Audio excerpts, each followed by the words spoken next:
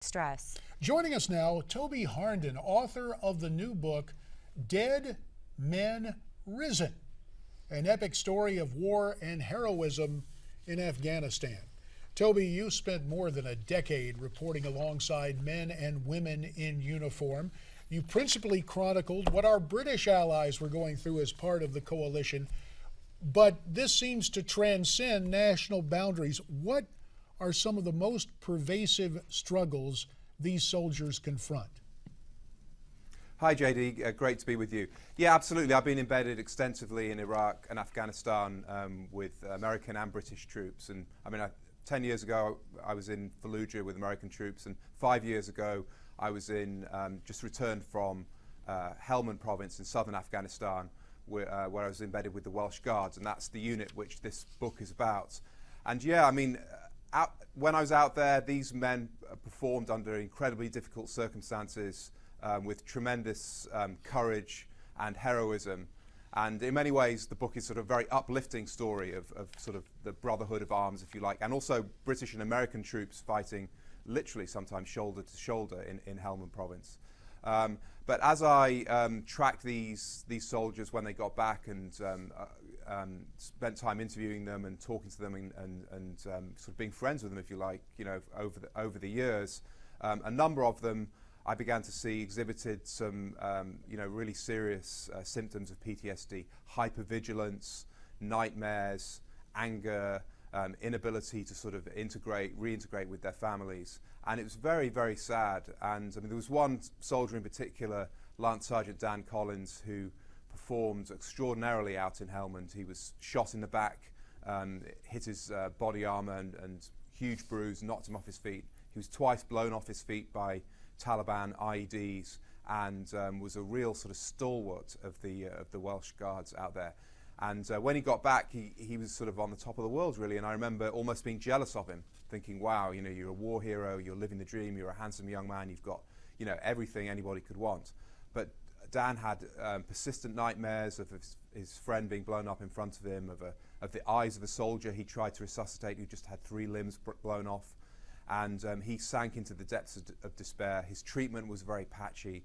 And alas, on New Year's Day 2012, he went to a remote Welsh quarry where he camped out as a small boy and hanged himself. And he hasn't been the only one from that tour. So really, really tragic Yeah, story. Toby, to follow up a little bit man. about that, a quarter of veterans suffer from PTSD, and every hour a veteran commits suicide. Why is this? What kind of challenges are they facing that leads to these sort of depressions? Well, I think it's important to sort of note that it's not all veterans that suffer from it, and I don't subscribe to the theory that you hear sometimes, the sort of sense that veterans are sort of angry men and sort of ticking time bombs who are just, might go postal at any moment. It's not like that at all. But PTSD is real. A number of, as you said, a very high proportion of veterans suffer from varying degrees of it. And the good news is it is treatable with the right treatment and the right care. But this is, to me, the way I look at it is an invisible wound. So you can tell if somebody's got a leg missing. What you can't tell is a veteran who is walking down the street and hears a car backfiring or hears a door slamming and is immediately transported back to the streets of southern Afghanistan. They sort of scan the tops of buildings to see whether there might be snipers there, because all your senses out there are working absolutely overtime. You could be attacked, you could be blown up or shot at any moment, and it's hard to sort of snap out of that. The classic scene in the Hurt Locker in the supermarket, where you're at war one day and then the next day you're sort of in this sort of mundane atmosphere in the supermarket. Very, very hard to transition.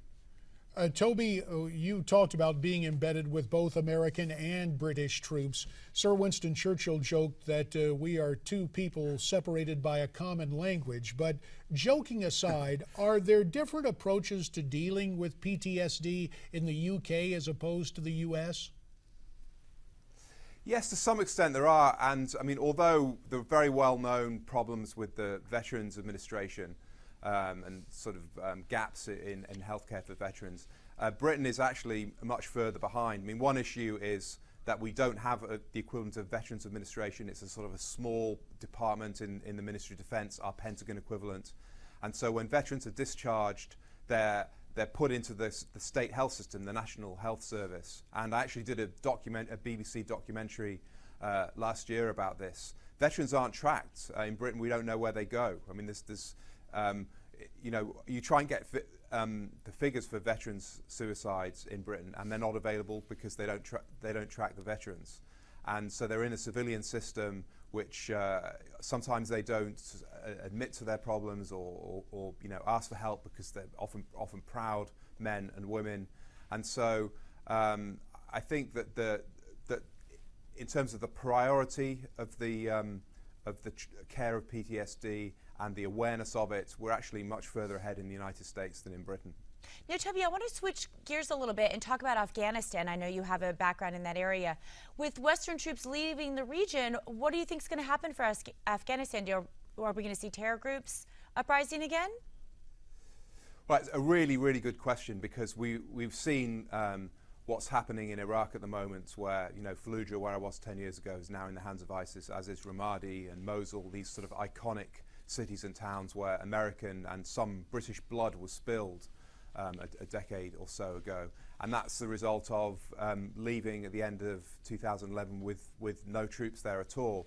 We're seeing a similar situation in Afghanistan. There is an agreement to leave 10,000 troops there, but that's a tiny number given the size of the country. And in Helmand province, where I was embedded and where the US Marine Corps fought, you know, with great bravery since 2009, and where the British have been there since 2006, no permanent NATO troops stationed there. And the governor of Helmand, he said in a private meeting, which a British official told me about, he said, the question was asked by the then British Foreign Secretary, what's going to happen when we leave?